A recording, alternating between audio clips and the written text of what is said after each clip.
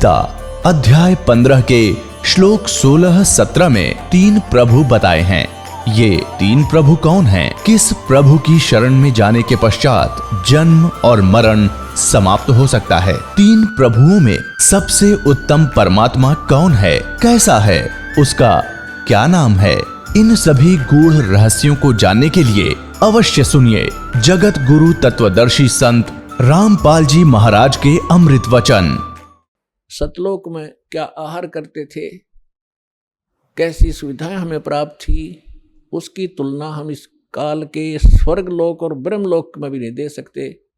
जो सुख वहां पर आपको प्राप्त था, उसी सुख की आज भी आपके अंदर चाहत है और उस खोज में आप चलते हो।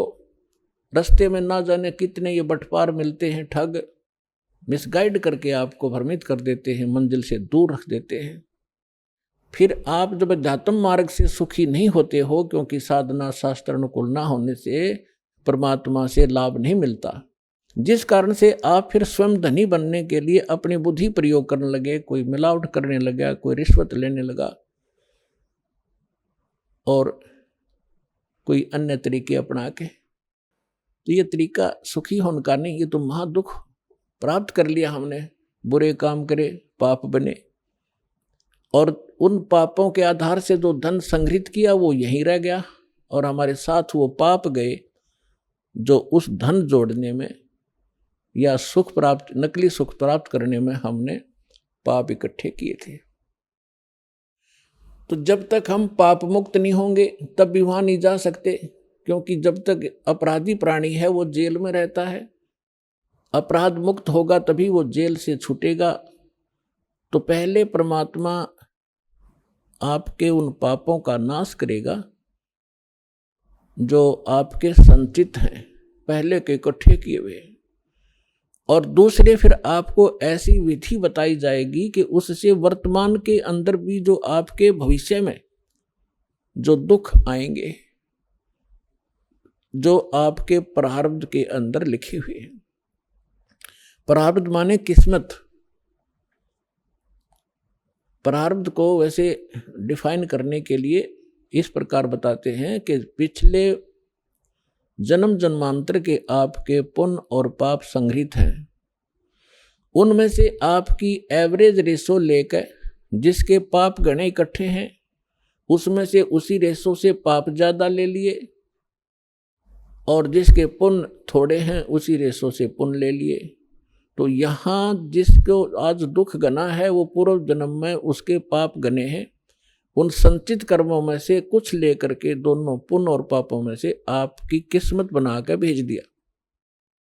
अब आपके प्रारब्ध में, आपकी किस्मत में यदि वो पुण्य है, जब तक आपके पुण्य अधिक हैं, पुण्य चलेंगे, तब आप कोई भक्ति करते रहना या ना करना, चाहे आप चोरी करना, डाके मारना, चाहे हिंसा करना, आप सुखी दिखाई दोगे आम जनसाधारण को कि इतना पापी आदमी और फिर भी सुखी।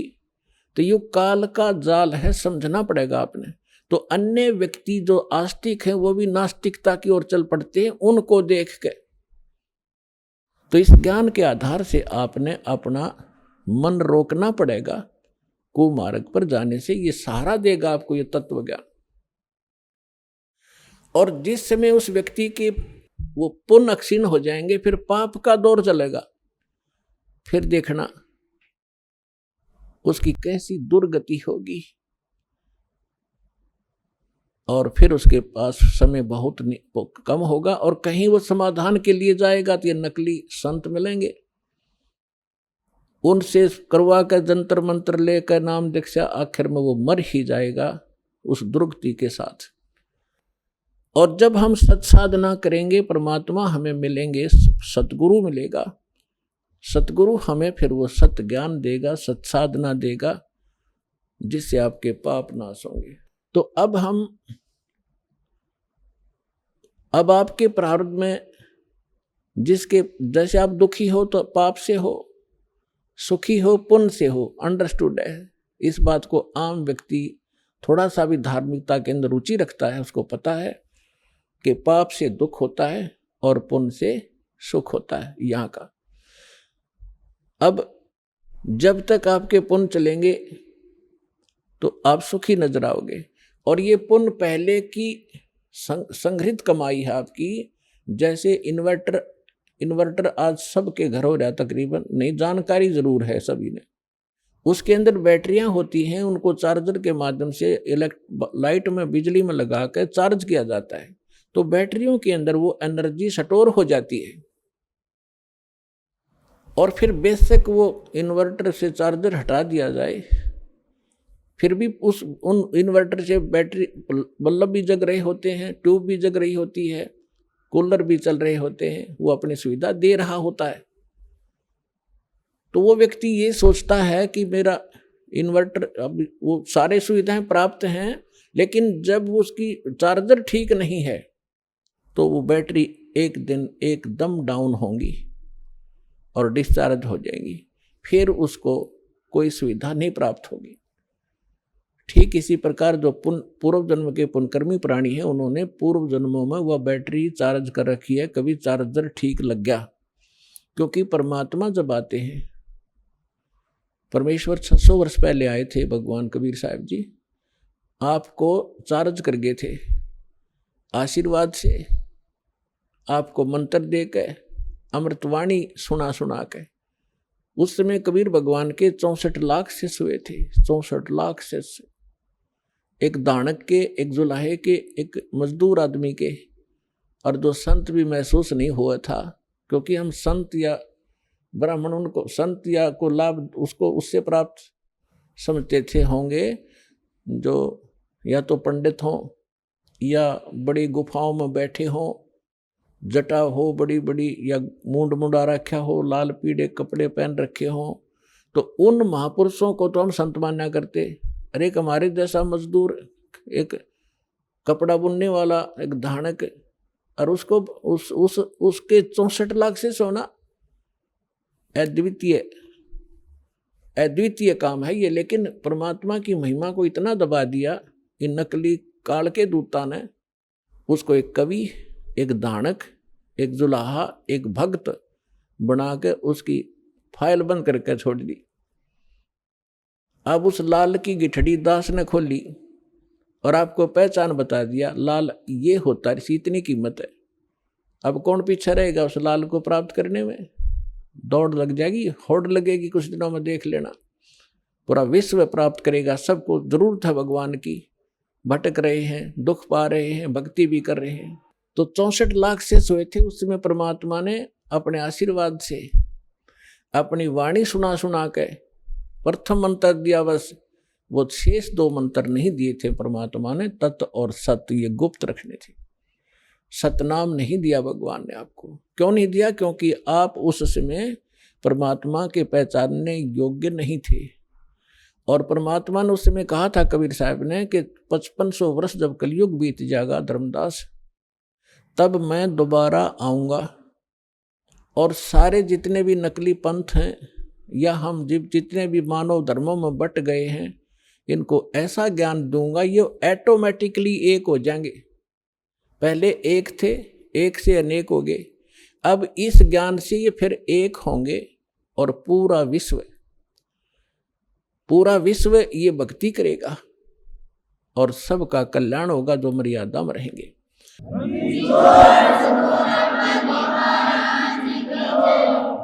तो अब वो कलयुग का वो आ गया, वो समय निर्धारित जो परमात्मा ने ठीक रखी थी, वो ठीक का समय अब आ चुका है। और इसलिए परमात्मा ने ये यथार्थ ज्ञान और ये सारे नाम आपके रूबरू करवाने का आदेश दास को दे दिया। तो उस समय परमेश्वर ने आपकी बैटरी चार्ज करी थी और वो बैटरी चार्ज करके आपके अभी तक उसी चार्ज से आपको मनुष्य जीवन प्राप्त होते हुए आ रहे। परमात्मा के विधान में है कि 2 प्रकार से मानव शरीर प्राप्त होता है।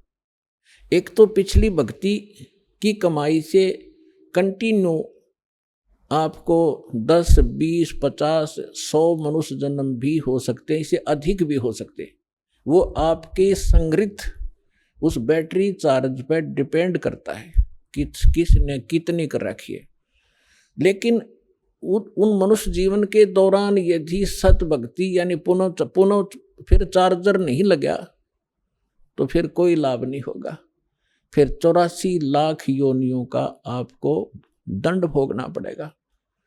अब दूसरी प्रकार का जो जन्म होता है वो होता टर्न वाइज।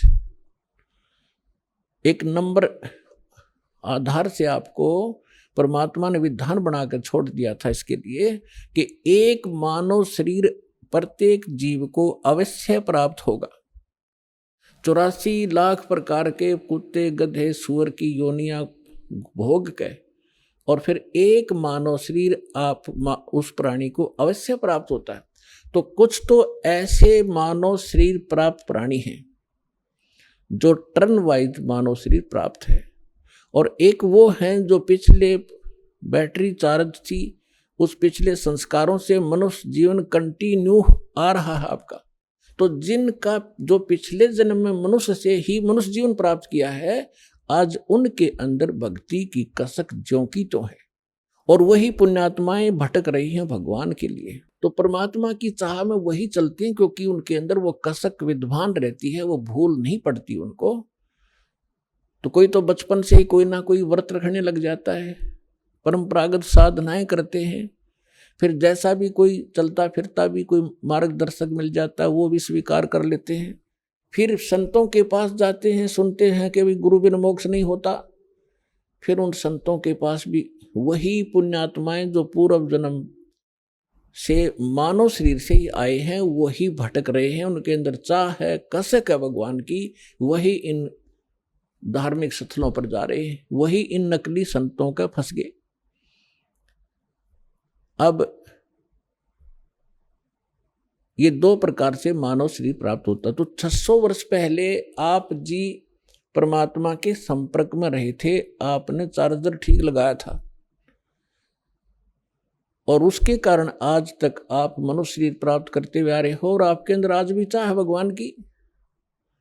तो पीछे आप मानव शरीर से आए हैं। यहां थोड़ा सा एक उदाहरण देते हैं। एक कथा आती है अपने पुराणों के अंदर, लेकिन ये जितनी कथाएं हैं ये इनकम्प्लीट हैं, इनको हमारे को कोई सिर पैर इन्होंने बताया नहीं, कथा सुनाकर छोड़ दी। एक गरुड़ और कागभूषण की कथा आती है।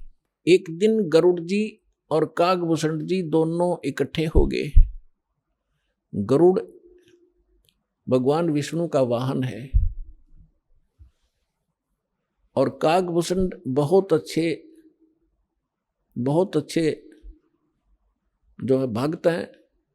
उनका ऊपर से मुंह कौवे का है, शेष शरीर जो है बॉडी देवता जैसी है, मनुष्य दृश्य है, और गरुड़ जी की भी यही दशा है। अब एक दिन गरुड़ जी ने पूछा कि हे कागभूषण, आपके पास बैठकर मुझे बहुत शांति होती है और आप बहुत अच्छे भक्त हो, आपको ये सारी व्यवस्था कैसे प्राप्त हुई? तब कागभूषण ने कहा कि गुरु जी एक लंबी कहानी है, आपके पास समय हो तो सुनाऊं? गरुड़ जी ने कहा कि सुना भाई। कागभूषण ने कहा कि एक समय मैं मानव शरीर प्राप्त था और मेरी 20 वर्ष की आयु थी, युवा था। एक भयंकर अकाल गिरा उस क्षेत्र में जहां हमारा परिवार रहता था। मेरा पूरा परिवार नष्ट हो गया भूख के कारण, टक्कर मार मार कर भाई बहन और माता पिता मर गए। मैं युवा था, शक्ति मेरे में ज्यादा थी उनसे। मैं कई दिन रोज तक भूख सहन करके जीवित रहा। उस क्षेत्र को छोड़कर मैं दूसरे स्थान पर चला गया जहां अकाल नहीं था। वहां पेट भर अन्न खाया, लेकिन हृदय में एक ऐसी चोट लगी कि ये क्या क्या जीवन है यहाँ का। कल तक हम भाई बहन माता पिता के साथ बड़े प्यार से खेल रहे थे, रह रहे थे, एक दूसरे से बगैर एक पल भी दूर नहीं हो सकते थे, और आज ना माँ रही ना बाप रहा, ना बहन रही ना भाई रहे। इसने मुझे इतना तोड़ दिया कि अब कुछ सूझ नहीं रहा था। इतने में क्या सुना कि एक मंदिर से आवाज आई, भगवान की चर्चा हो रही थी। वहां गया तो मंदिर के अंदर एक शिव का पुजारी एक ब्राह्मण कथा कर रहा था। मैं पीछे बैठ गया जाकर। कथा के उपरांत सभी श्रोता चले गए, मैं वहीं बैठा रहा। ब्राह्मण ने पूछा, बेटा क्या बात है, कहाँ से आए हो, कौन हो? तब मैंने अपनी दुख भरी कहानी ब्राह्मण को बताई।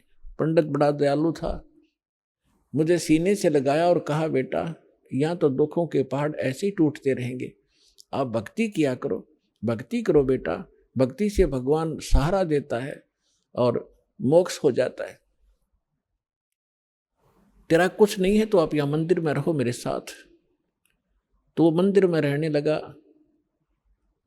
अब दास जो आपको स्पष्ट करना चाह रहा है कि 2 प्रकार से मानव शरीर प्राप्त होता है। एक तो टर्न वाइज, 84 लाख यूनिया भोग के गधे कुत्ते सुअर सब आकर के मनुष्य शरीर मिलता है। दूसरा मिलता है पुण्य कर्मों से लगातार कई भी मनुष्य जीवन हो जाते हैं कंटिन्यू।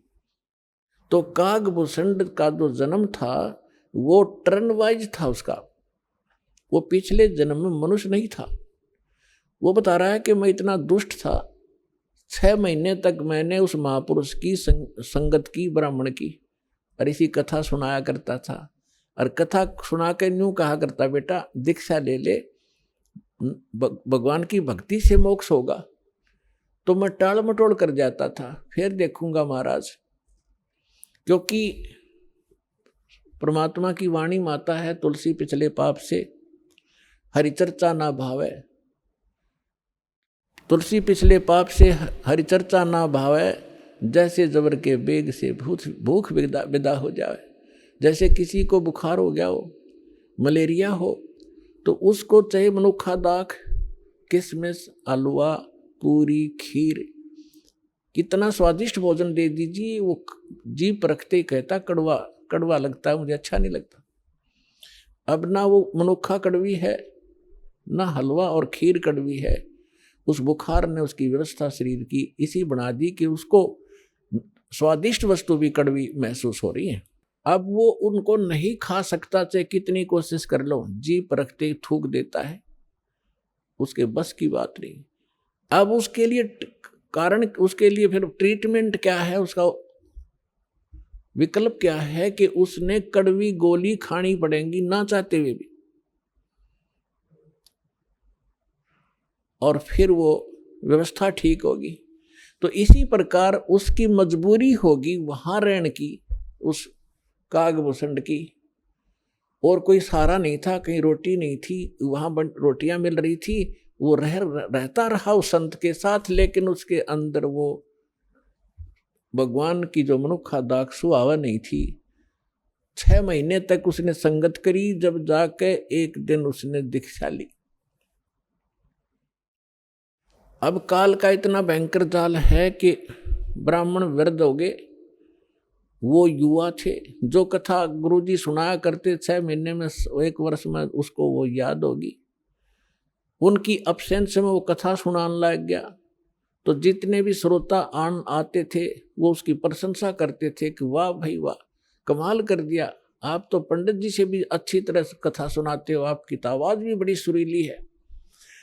अब वो बताता है, इससे पुण्यात्मा आपको माइनस पॉइंट, जो फाउल पॉइंट हैं आपके भक्ति के, ये भी जानकारी होगी, हम कहाँ मार खाते रहे। अब उसमें अभिमान हो गया, प्रशंसा का पात्र बन गया, हवा भर गई उसके अंदर। और हमारे को ये मार्क, हम यहाँ दुखी होते हैं। कहते राज तजना सहज है, सहज तरिया का ने, और मान बढ़ाई ईर्षा दुर्लभ तजनाई। अब उसको मान बढ़ाई का रोग लग गया। एक दिन गुरुजी आए अपना पूजा पाठ करने के लिए, अपने घर से आते थे, उसको मंदिर में इंचार्ज बना दिया था। और वो बैठा था अपने प्रशंसकों के पास, 20-30 भगत बैठे थे, भगतमती बैठी थी, वो चर्चा सुनावा था। गुरुजी आगे, और वो जो भगत थे वो सारे उसके प्रशंसक हो गए।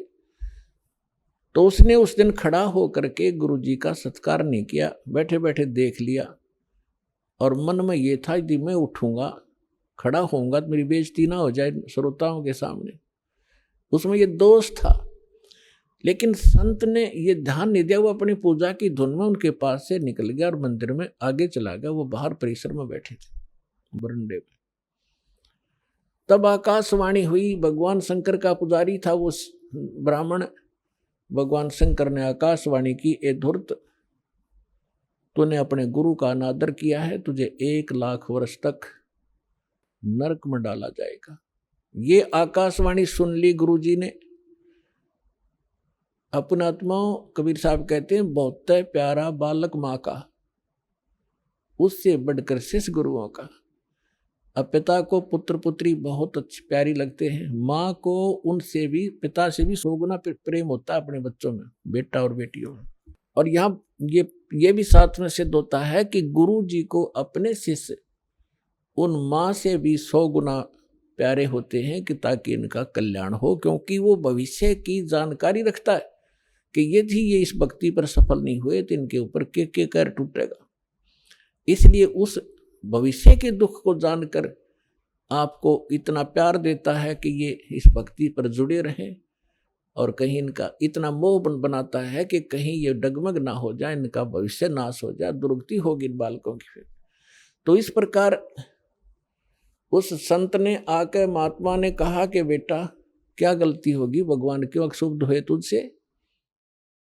अरे अक्षमा याचना कर भगवान से। आप भी खड़े हो गए और उससे भी कहा, और कहा है भगवान बालक है, भूल पड़ गई होगी, आपका बच्चा है, अक्षमा करो, आप तो दयालु हो, आप तो कृपालु हो, महादेव हो। फिर आकाशवाणी की कि इसने अपने गुरु का अपमान किया है, ये मेरी बर्दाश्त से बाहर है। जब ये गुरु का आदर नहीं कर सकता तो मेरे लोक में आवेगा, यहाँ भी यो उस भस्मासुर जैसे काम करेगा। ऐसे दुष्ट को मैं कैसे एक्सेप्ट करूंगा? तो जैसा आज ये गुरु के प्रति इसका व्यवहार है, ऐसा ही मेरे प्रति होगा। पुण्यात्मा परमात्मा कहते हैं, गुरु मानुष कर जानते ते नरकइये अंध, और होवे दुखी संसार में आग गई के फंद।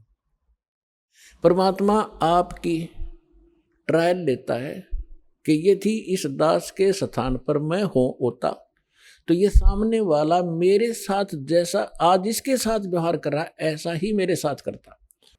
तो इस प्रकार आप जी को इन सत्संगों के माध्यम से वो भक्ति नाशक पॉइंटों से भी आगाह कराया जाता है कि जिस कारण से आपकी भक्ति इन कारणों से नष्ट होती है। फिर भी उन्होंने बार बार प्रार्थना करने से शंकर भगवान ने कहा कि जो मेरे मुख से वचन निकल गया अब ये वापस नहीं हो सकता, इतना अवश्य कर दूंगा तेरे गुरु जी की प्रार्थना पर कि उस नरक के अंदर तुझे यम के दूत दुखी नहीं करेंगे, रहना पड़ेगा 1 लाख वर्ष तक नरक में ही, उसको मैं बाहर नहीं कर सकता। अब यहां परमात्मा कहते हैं, मासा घटे ना तिल बध है, विद ना लिखे जो लेख, और सच्चा सतगुरु मेट कर ऊपर मारते मेघ। तो ये भगवान केवल उतना ही कर सकते हैं, इससे वो कम और ज्यादा नहीं कर सकते। जो उनकी किसी भी 3 ताप के कारण या प्रारब्ध के कारण जो भी उनको सुख या दुख है उतना ही मिलेगा। अब जैसे किसी मंत्री का मित्र हो कोई, उसकी सजा हो जाती है तो वो मंत्री उस सजा से मुक्त नहीं करा सकता, उसको जेल में तो रहना पड़ेगा, लेकिन उस मंत्री के प्रभाव से वहां के जेलर और कर्मचारी उसको कष्ट कति नहीं देंगे, ये अंडरस्टूड है, लेकिन रहना पड़ेगा जेल में ही। इस प्रकार कागभूषण बता रहे हैं कि मैं ऐसा नालायक था कि उससे पहले के आज मुझे पिछली इतिहास नजर आता है, क्योंकि मैं भक्ति पर हूं। मैंने असंख्य जन्म खो दिए थे, जो टर्न वाइज मुझे असंख्यों जन्म मनुष्य के मिले, लेकिन भक्ति मैंने किसी भी जन्म में बीज नहीं बोया भक्ति का, और उस जन्म में मेरा भक्ति का बीज बो गया। और वो बीज बोने का, भक्ति का बीज पड़ने का कारण मेरे परिवार का नाश होना था। अगर वो परिवार नाश ना होता, वो परिवार के वो तो क्षेत्र ही नाश हो गया था, तो वो मेरे लिए वरदान सिद्ध हो गया। आज मुझे महसूस हो रहा है वो कष्ट ना आता तो मैं उस जन्म में भी भक्ति नहीं करता, इतना नीच था। अब काकभूषण कहता है उसके बाद मेरा 1,00,000 वर्ष के बाद फिर पुनः जन्म हुआ। भक्ति की कसक मेरे अंदर फिर भी बनी रही। मैंने एक लोमस ऋषि के साथ वाद विवाद कर दिया भक्ति के ऊपर। उसने श्राप दे दिया, रे चंडाल, तेरा चंडाल के घर जन्म होगा, काग चंडाल के। तो कहता है कि मेरे मन, जब गुरुजी ने मुझे ऐसा क्रोध से वचन बोला, मेरे को क्रोध नहीं हुआ। मैं समझ गया कि बात बिगड़ गई। मेरे मन में क्रोध नहीं आया, ना दुख हुआ। मुझे एहसास हुआ कि मेरे से भारी गलती बन गई। तो मैंने उनके तरफ करबद्ध होकर के हाथ जोड़ के ऐसे मायूस सा बनकर कहा कि हे ऋषि जी, जन्म तो दास को कहीं दे देना, पर एक वरदान भी दे दो कि मेरे भक्ति भूल ना पड़े। तो उसने कहा भाई ठीक है, तेरा जन्म तो होगा चंडाल का, लेकिन ये आशीर्वाद दे देता हूं कि भक्ति बनी, तेरा याद बनी रहेगी भगवान की। तो फिर काग चंड के घर ये जिसका जन्म हुआ, पूरा इतिहास बता रखा परमात्मा ने अपने सूक्ष्म वेद में। ब्रह्मा जी का वाहन है हंस, उसकी हंसनी को ब्रह्मा जी की पत्नी सावित्री उसको गर्भ धारण कराने के लिए काग चंड के घर लेगी। उनके संयोग से फिर काकभूषण का जन्म हुआ। ऊपर से मुंह काग का है, नीचे शरीर देवताओं जैसा है। फिर ये कहता है कि गरुड़ जी उसके बाद जो नेक्स्ट जन्म मेरा चंडाल के घर हुआ काकभूषण नाम से, उस जीवन में मेरे भक्ति की कसक, जबरदस्त कसक बनी रही। मैं घूम रहा था, भटक रहा था, गुरु भी बना रखे थे, ऋषियों के पास भी गया था और भक्ति भी कर रहा था। उसी दौरान मुझे एक जोगजीत नाम के महापुरुष मिले। उन्होंने मुझे सतलोक और सचखंड और बहुत आगे की जानकारी दी और उन्होंने मुझे एक ऐसा मंत्र दे रखा है, उसका जाप करता हूं और मेरी बहुत लंबी उम्र उन्होंने बख्श दी है। तो पुण्यात्माओं, वो जोगजीत कौन थे? ये वो परमात्मा है कबीर साहब, हमारे परम पुरुष। ये भिन्न भिन्न रूप बना के भिन्न भिन्न नामों से यहाँ आते हैं और अच्छी आत्माओं को मिलते हैं, उनको भक्ति से युक्त करते हैं। तो जो प्रसंग चल रहा था कि जैसे आप पूर्व जन्म के पुण्यकर्मी प्राणी हो, उनको मनुष्य जीवन मिला है, तो वो आज भी भक्ति की कसक आप में विद्यमान है, आप भटक रहे हो। और कुछ ऐसे व्यक्ति हैं, एक ही घर में एक तो इस ज्ञान को सुनते ही भाग लेता है और दूसरे को समझाने की चेष्टा करते हैं तो भी वो नहीं मानते हैं, विरोध करते हैं। तने देवी देवता छोड़ दिए, तने बैठा बैठा दिया है, देवता रुष्ट हो जाएंगे, ये हो जाएगा, नुकसान हो जाएगा, या वो भक्ति करते ही नहीं है। तो इसका कारण बताया परमात्मा ने।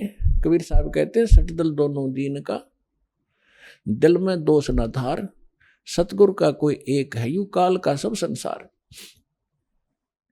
जैसे कोयल जो होती है, ये कोयल अपना अलग से घोंसला बना कर अंडे नहीं पैदा करती, क्योंकि अलग से वो अंडे देती है तो कौवे उसको खा जाते अंडों को।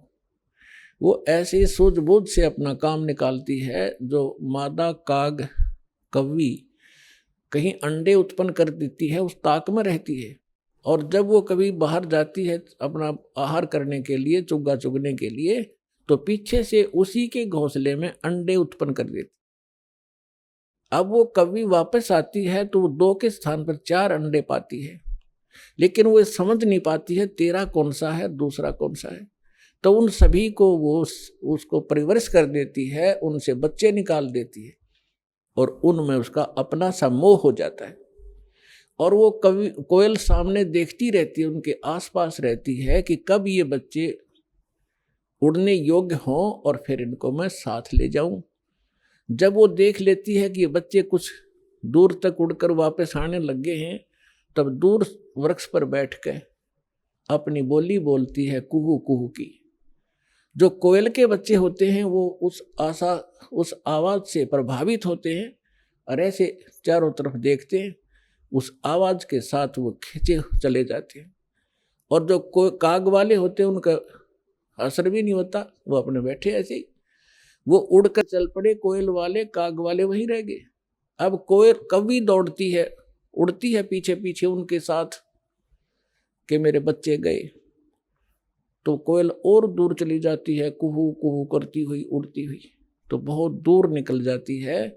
कभी वापस आ जाती है कि कहीं पीछे ये बच्चे तो गए सो गए, कहीं पीछे वालों को हानि ना हो जाए, उनको छोड़कर वह वापस आ जाती है। तो कोयल वाले बच्चे अपनी माँ की बोली पहचान कर उसके साथ चले जाते हैं और काग वाले वहीं रह जाते हैं। घर घर के अंदर आज ऐसी स्थिति हो चुकी है। जो परमात्मा के पूर्व जन्म के संस्कारी हंस हैं, परमात्मा की इस बोली को, कोयल की बोली को सुनते ही फड़क गए और भाग लिए सतलोक आश्रम की ओर। और वो भी अगर शाने नहीं हुए हैं, अभी समझन जोगे जो शेष रह रहे हैं, ये भी हो सकता है, तो वो भी अगर कोयल के होंगे तो अवश्य सतलोक आश्रम बरवाड़ा में आना पड़ेगा उनको। तो ठीक इसी प्रकार पिछले संस्कार प्रारब्ध से ये सब आपका पिछले संस्कार से आपको सब वस्तु प्राप्त हो रही है, लेकिन आगे की भी तैयारी करवानी है। जैसे कागभूषण का पिछला संस्कार नहीं था, ऐसा रीजन बन गया और उसके ऊपर इतना सत्संग की बौछार होगी, ना चाहते हुए भी उसने वहां रहना था। रोज ऋषि ने संत ने सत्संग करना था, उसका असर हो गया। अब जैसे किसी को सर्प डस जाता है और पहले मंत्रों से यंत्र ये सब जतन हुआ करते थे, गारुड़ एक मंत्र सिद्ध कर लेता है वेद का और उस मंत्र से फिर वो विष उतारता है, तो उस जिसको सर्प ने डसा हुआ है वो अचेत पड़ा है, ना उस मंत्र की लैंग्वेज समझता है, ना आवाज सुन रहा है, लेकिन वो मंत्र फिर भी उसके ऊपर असर करके विष रहित कर देता है और वो सचेत हो जाता है। ठीक इसी प्रकार आज परमात्मा ने यही तरीका बनाया है। ऐसे साधन बना दिए, चिप बनवा दी, वीडियो ये डीवीडी बनवा दी, सुबह दोपहर शाम की आरती कंपलसरी करनी पड़ेगी। अब घर के अंदर दो सदस्य नहीं भी नाम लेना चाहते और ना सुनना चाहते, वो घर से बाहर कहाँ जाएंगे। आप अपनी आरती भी कर रहे हो, आप अपना मंत्र जाप भी कर रहे हो, आप परमात्मा की वाणी सत्संग भी चला देते हो देर सवेर, तो उनके ऊपर उस कागभूषण की तरह एक दिन असर होगा और वो भी या राम नाम की कलम उनका भी चढ़ेगी एक दिन और उनका पार होगा, क्योंकि भगवान का वचन है। तो ये तरीका अपनाया परमात्मा ने। परमात्मा और काल की एक बार परमेश्वर ने बताया कि हमारी काल के साथ वार्ता हुई थी, इसने मुझे चापलूसी करके वचनबद्ध कर लिया था कि 3 युगों में जीव, जब परमात्मा ने कहा था कि मैं नीचे के लोकों में जाके तेरी वास्तविकता बताऊंगा सभी प्राणियों को कि तू भगवान नहीं है, तू काल है, इनको खाता है, इसलिए तो इनको जन्मता और मारता है, पैदा करवाता और मारता है, असली भगवान कोई और है, वहां जाने का तरीका मैं बताऊंगा, ऐसा गुप्त मंत्र मैं लेकर आया हूं। तब काल ने पैर पकड़ दिए, बहुत ज्यादा जो है प्रार्थना की, परमात्मा ने स्वीकार की। इसने कहा कि भगवान 3 युगों में जीव ना ले जाना, कम ले जाना थोड़े थोड़े, और चौथे युग में कलयुग में कितने ही जीव ले जाना, इतनी दया मेरे पर कर दो। परमात्मा को भी पता था कि सतयुग त्रेता द्वापर में ये जीव गणे दुखी नहीं होते और इनकी पूर्व जन्म की बैटरी चार्ज होती है, उस प्रहार उसी से ये सुखी होते हैं और ये सोच रहे होते हैं हम राम और कृष्ण की भक्ति कर रहे हैं, शायद इसी से सुखी हैं, तो इसलिए ये मेरे ज्ञान को स्वीकार नहीं कर पाएंगे। मालिक को मालूम था, तो इसलिए मालिक ने कहा था परमात्मा ने कि भाई ठीक है, चौथा युग जब कलयुग आई तब हम अपना अंश पठाई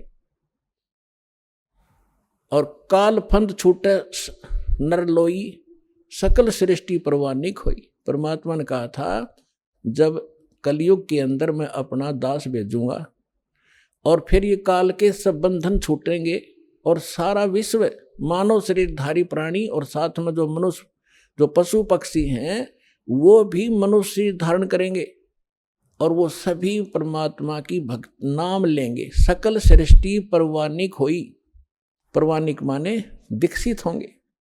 और कहते हैं कलयुग बीते 5500 पाचा, तब ये वचन मेरा होगा साचा। और कलयुग बीत जावे जब एता, सकल यानी सभी प्राणी परम पुरुष पद चेता। 600 वर्ष पहले मालिक की वाणी में लिखा हुआ है, कबीर वाणी में, सच्चिदानंद घन ब्रह्म की वाणी में, यानी सूक्ष्म वेद में, उस तत्व ज्ञान में लिखा है। परमात्मा ने बोला था, धर्मदास जी लिखा था, उसमें कहा है कि जब चौथा युग, जब कलयुग आई, तब हम अपना अंश पठाई और काल फंद छूटे नरलोई, नर नारी सभी का काल का फंद छूटेगा। तो इसने जकड़ रखा है, मूर्ख बना रखा है, बस इतना ही सीमित कर दिया, ये तेरा बेटा है या तेरी बेटी है, ये तेरी कार या तेरी कोठी है, 1 मिनट में मृत्यु हो जा, छोड़ बेटा, अब ये सब मेरी है, तू गधा बन। तो यह भूल या हमारे साथ इसने धोखा कर रखा था। इस ज्ञान से अब हमें खूब समझ में आएगा और हमारे बच्चे भी सुरक्षित रहेंगे, हम भक्ति करेंगे। परमात्मा की शरण में आने से हमारे प्रारब्ध के जो पाप आने हैं, मृत्यु होनी, अकाल मृत्यु या कोई अन्य अंग भंग होना है, वो नहीं होगा।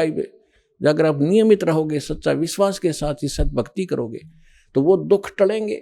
आपके बच्चे आखिर तक आपके साथ रहेंगे जब तक, और वो भी मुक्त होंगे और आप भी होंगे, यदि सारे भक्ति पर लग जाओगे।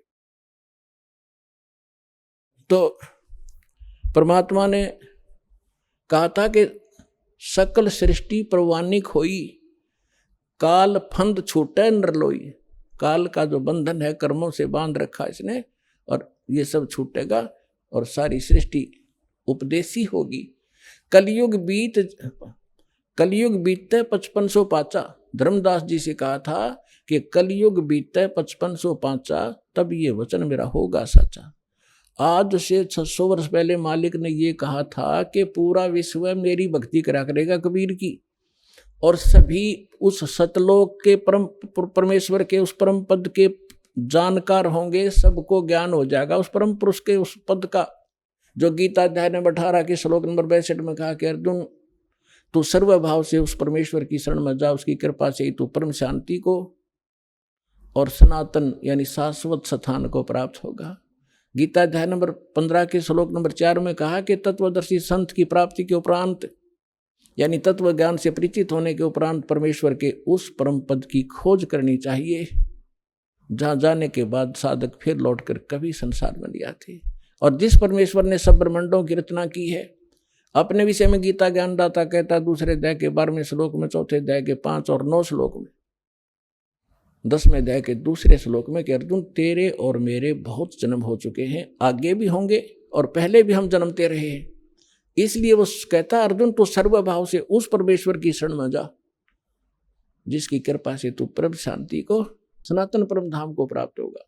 तो यहां बता रहे हैं परमेश्वर कि कलयुग बीत जावे जब एता, 5500 वर्ष 5 वर्ष, और तब सकल प्राणी उस परम पुरुष के परम पद चेता, उस परमेश्वर के उस परम पद के सभी जानकार हो जाएंगे। कोई सतलोक है, सचखंड है, जहां हम रहते थे वहां जाना है, तो जहां आशा ताबासा हुई, मन कर्म वचन सुमरियो सोई। तो जो प्रसंग चल रहा है हम उसी पर आते हैं। अब आपके जो पूर्व जन्म के संस्कार हैं, उस कारण से आप भक्ति की चाह आप लिए हुए हो। दुर्भाग्य आपका कि उन नकली संतों के पास पहुंच गए। तो परमात्मा ने कहा था कि जब कलयुग 5505 बीत जाएगा, उसमें सभी पंथ और सभी जितने भी मजहब अपना, उनके धर्म गुरु, वर्तमान गुरु जो भी ज्ञान रखते हैं, वो सब सुना चुके होंगे, उनकी बहुत बड़ी पुस्तकें बन चुकी होंगी।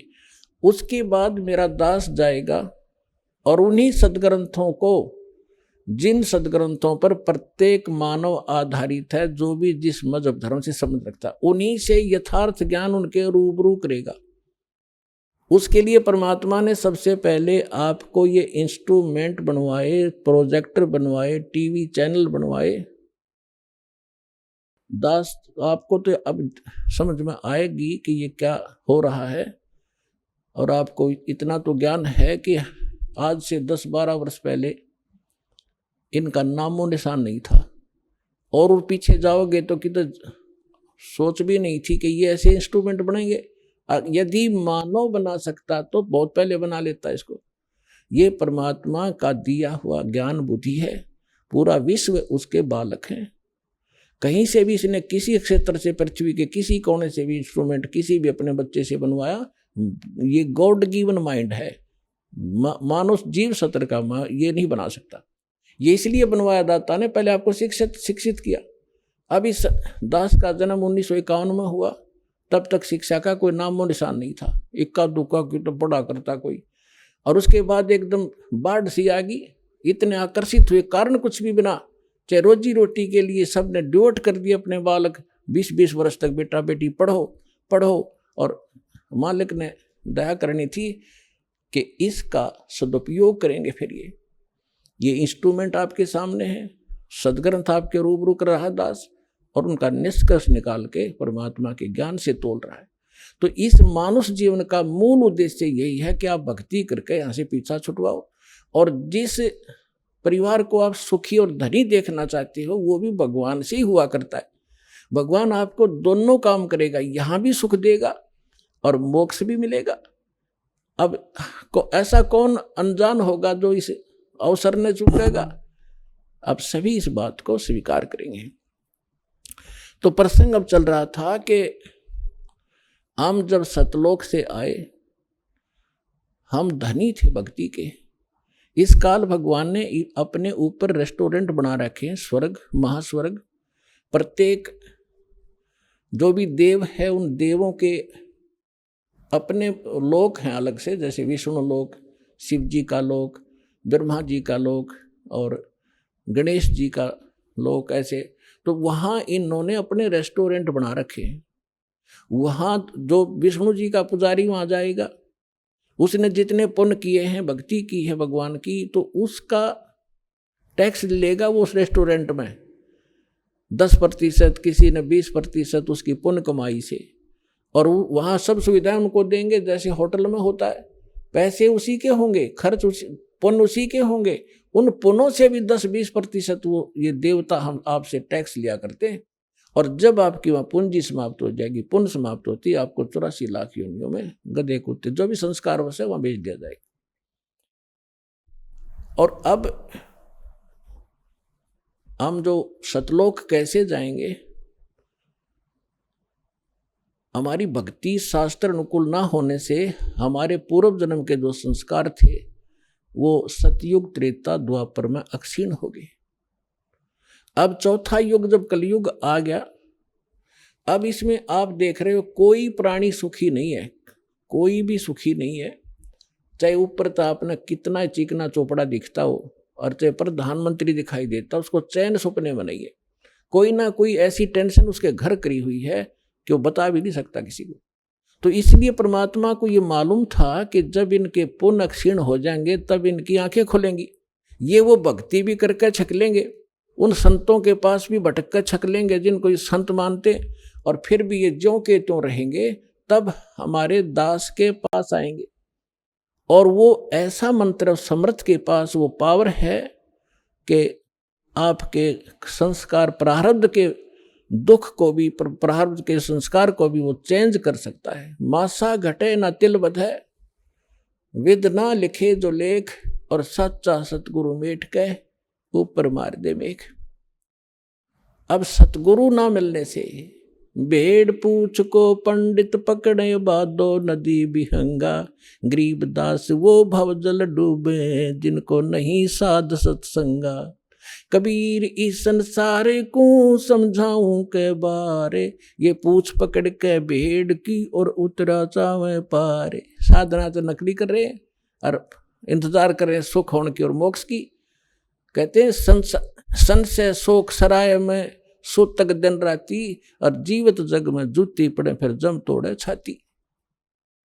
सत साधना ना करने से हमेशा आपके संशय और शोक, ये दुख सदा बने रहेंगे, और जीवित जग में जूती पड़े यहाँ नरे कष्ट भोगोगे और फिर जम तोड़े छाती, यम के दूत आगे फिर बहुत दुखी करेंगे जो सत साधना नहीं कर रहे।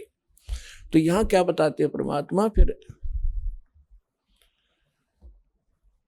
अब जो साधना आप कर रहे थे वो शास्त्र विरुद्ध थी, और जिन भगवानों पर आप सीमित थे वो भगवान कंप्लीट नहीं थे, वो स्वयं नाशवान है, उनकी जन्म मृत्यु होती है। लेकिन सतगुरु मिलने से तत्व ज्ञान का हमें प्रकाश होता है, उसके आधार से फिर हम अपने उस मार्ग पर चलते हैं। कबीर साहब कहते हैं, पीछे लग गया जाऊं था मैं लोक वेद के साथ, रस्ते में सतगुरु मिल गए वो दीपक दे दिया हाथ। लोक वेद दंत कथा जैसा सुना सुनाए ज्ञान से हम साधना कर रहे थे, उसी के आधार से हम चल रहे थे। हम अपने ऊपर उदाहरण देकर हमें समझा रहे कि पीछे लग गया जाऊं था मैं लोक वेद के साथ, रस्ते में सतगुरु मिल गए और दीपक दे दिया हाथ। ये तत्व ज्ञान रूपी टॉर्च दे दी, लालटेन दे दी। अब इसकी रोशनी में हम गड्ढों में, बोझड़ों में, कांटों में नहीं जाएंगे, इसके प्रकाश से हम सुमार्ग पर चलकर मंजिल पर पहुंच जाएंगे। अब हम आप बताते हैं जो आज प्रसंग शुरू किया था कि हम यहाँ किस लिए जन्मे हैं, हमारा उद्देश्य क्या है, हम क्यों जन्म मर रहे हैं। हम अपने बच्चों के लिए, अपनी संपत्ति के संग्रह करने के लिए सारा जीवन न्यौछावर कर देते हैं, और हमारे सामने या तो कोई बच्चे की मृत्यु हो जाती है या स्वयं ही हम चले जाते हैं। तो उस समय हमारी बुद्धि काम करने योग्य नहीं रहती, केवल हाहाकार, रोना पीटना, अब क्या होगा, बच्चों का क्या होगा, कहाँ जाऊंगा, तो इतनी सी बात समाई रह जाती है। तो यहाँ परमात्मा हमें याद दिलाते हैं कि अब आपको एक विकल्प दिया जा रहा है कि आप ये साधना करो जो शास्त्र अनुकूल है, और शास्त्र अनुकूल साधना इस दास के अतिरिक्त इस विश्व में नहीं है। कुछ दिनों में बुद्धिमान हो, आपके रूबरू सारा ज्ञान होगा। उन महापुरुषों का भी दास दिखाता है, साथ के साथ ये मंत्र बताते हैं, ये मंत्र बताते हैं, ये ज्ञान सुनाते हैं, और ये वास्तविक ज्ञान है, ये वास्तविक मंत्र है, ये हमारे सदग्रंथ प्रमाणित करते हैं। और ये उन्हीं महापुरुषों ने इन मंत्रों का जाप किया जिनको आप मोक्ष प्राप्त मानते हैं, उनके इतिहास से आपके रूबरू किया जाता है, जिससे एक इस उलझे हुए गुत्थी को समझाने के लिए एक पॉइंट के ऊपर ढेर सारे प्रमाण आपको दिखाने पड़ते हैं। जब पिछला रंग हटता है और तब जाकर यह ज्ञान ग्रहण होता है। तो जो प्रसंग चल रहा है कि हम, जैसे कई भक्त कह देते हैं कि आपके जैसे कबीर पंथियों से हमारे भक्त मिलते हैं, या राधा स्वामी वालों से, धन धन सतगुरु वालों से, ये ही ज़्यादा भगवान उस सतलोक का ठेका ले रहे हैं कबीरपंथी। और ये वो नकली कबीरपंथी, कबीरपंथी हो तो फिर तो बात खत्म हो जाती।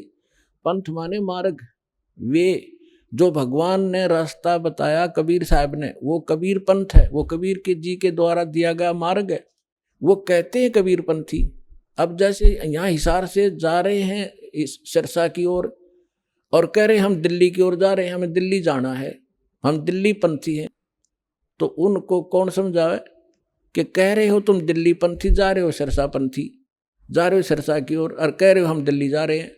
तो कहते हैं कबीर पंथी और जा रहे हैं काल के पंथ पर। तो वो परमात्मा वाला ज्ञान नहीं और वो सत भक्ति नहीं, तो वो कबीर पंथी नहीं है।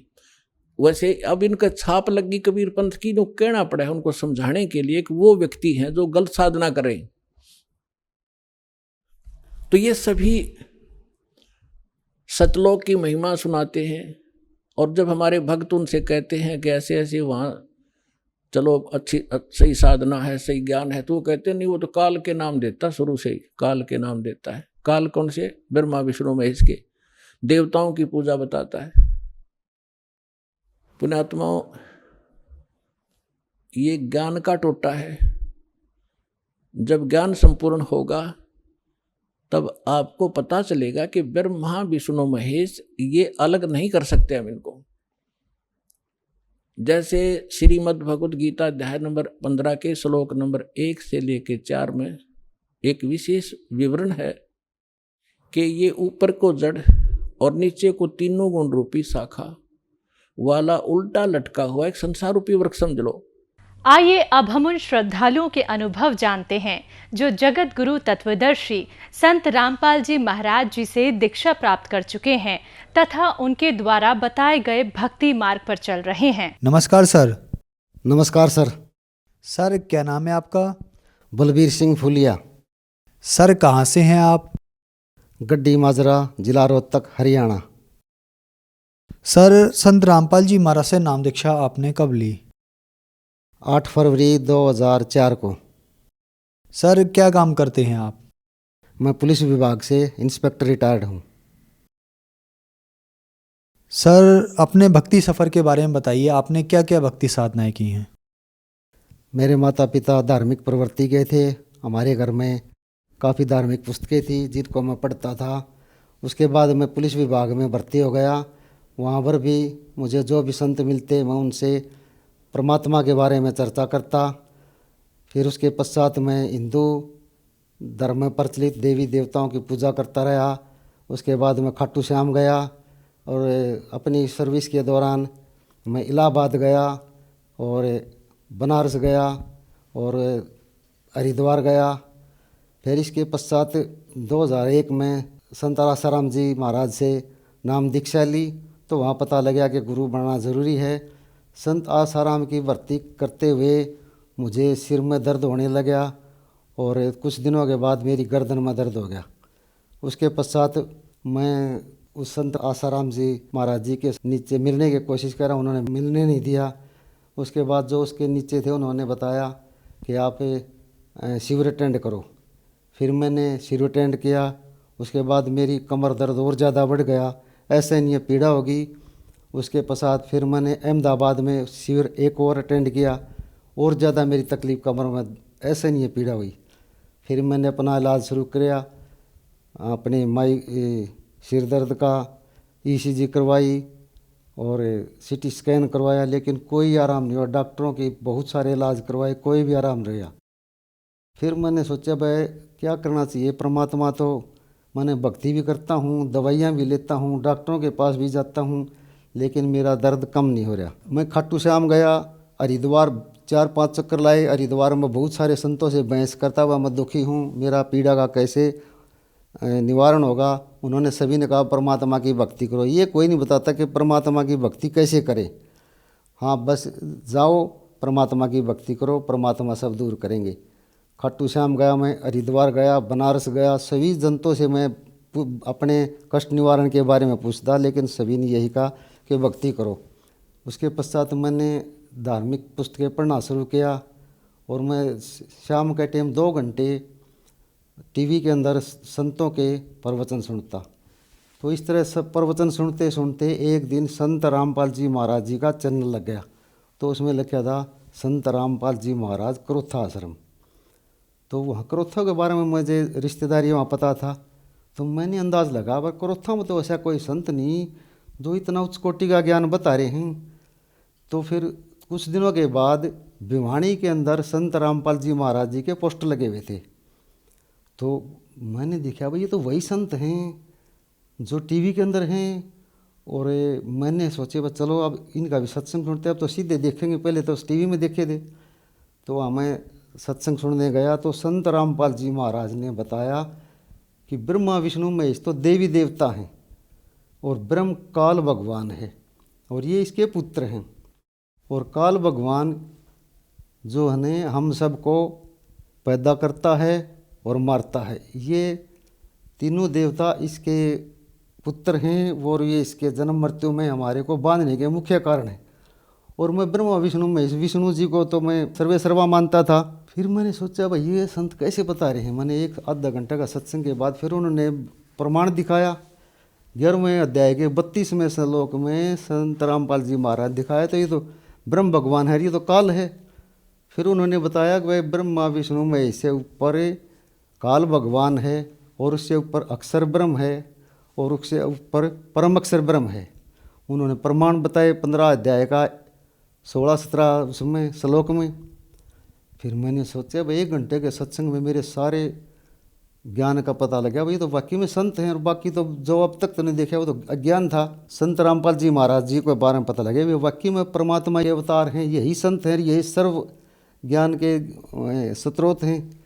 और क्योंकि ये परमात्मा के बारे में प्रमाणित ज्ञान दे रहे हैं, गीता, वेद, कुरान, यानी कि एक ही सत्संग में परमात्मा ने सभी प्रमाण सहित ज्ञान बता दिया। तो मैंने सत्संग खत्म होने के बाद फार्म भरा और वहीं उसी टाइम नाम दीक्षा ले ली।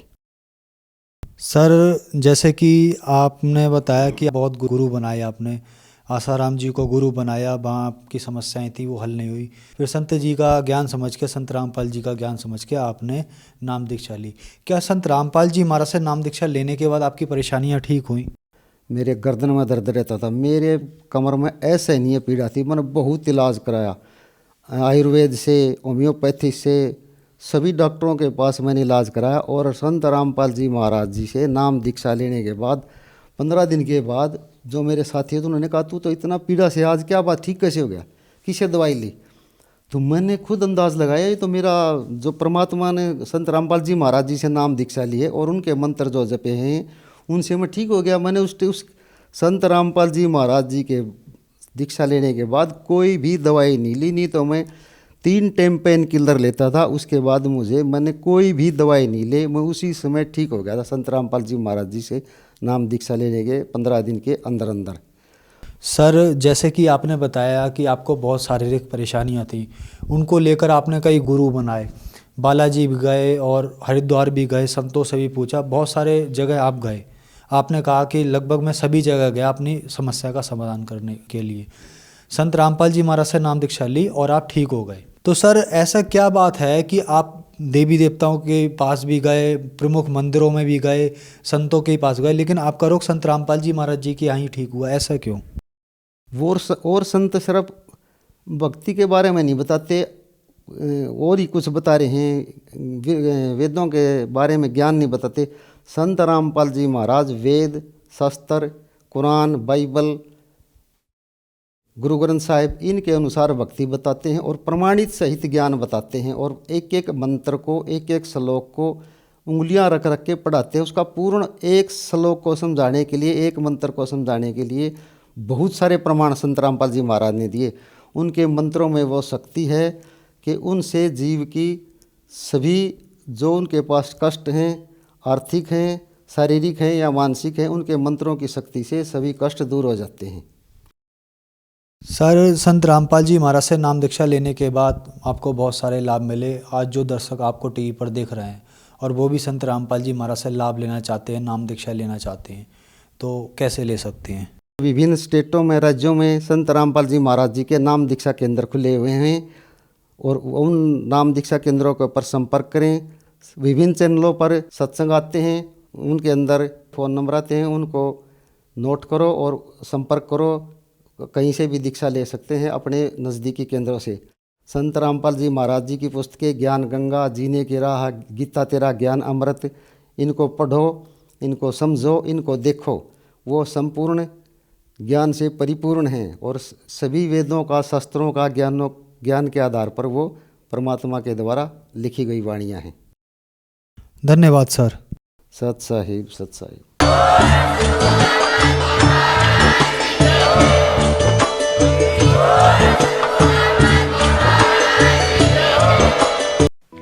आप सुन रहे थे जगत गुरु तत्वदर्शी संत रामपाल जी महाराज के मंगल प्रवचन। अधिक जानकारी के लिए संपर्क करें